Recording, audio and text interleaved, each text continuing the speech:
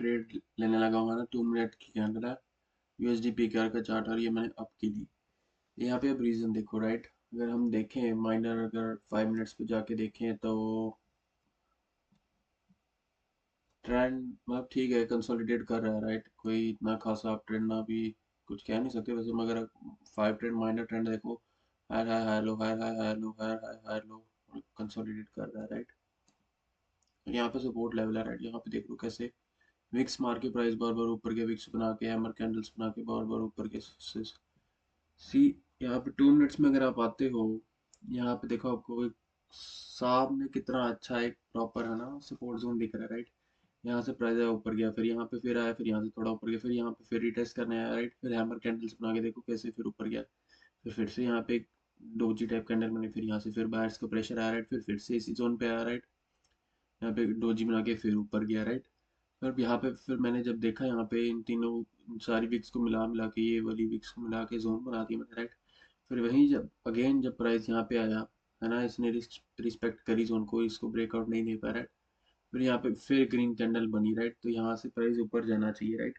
मगर ये ओटीसी ये साला एरर दे रहा है यहाँ पे राइट। तो मैं यहाँ पे मार्टिकल फिर से लूंगा, और ये मार्टिकल देखना आप विन हो ही की।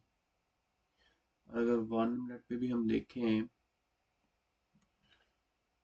लेट्स सी, अगर इसके लो के ऊपर देती है तो फिर से मैं मार्टिकल जाऊंगा। अगर लो के नीचे यहाँ पे डाउन, अब देखो हाँ मुझे पता है मार्टिकल लेनी चाहिए थी, मगर यहाँ पे दे नहीं पाया क्योंकि यहाँ पे इसने जोन को ही ब्रेकआउट दे दिया राइट। अगर ये इस वीक को भी रिजेक्ट करता है एटलीस्ट है ना, ये जो ग्रीन कैंडल है इसके ऊपर क्लोज करता, फिर मैं ले सकता था, क्योंकि मतलब यहाँ पे ऐसा होता है बार बार देखा है मैंने बनता हुआ ना। अगर इस जोन के अंदर क्लोज करता तो मैं अप की लेता, मगर इसने ब्रेकआउट दिया राइट। यहाँ पे यहाँ से आया, फिर देखो यहाँ से कैसे इतनी स्ट्रॉन्ग सेलर्स कैंडल बनाई है। मैंने यहाँ पे मार्टिंगल लिया, तो मेरे हिसाब से ये मार्टिंगल विन होनी चाहिए। लेट्स सी देखो।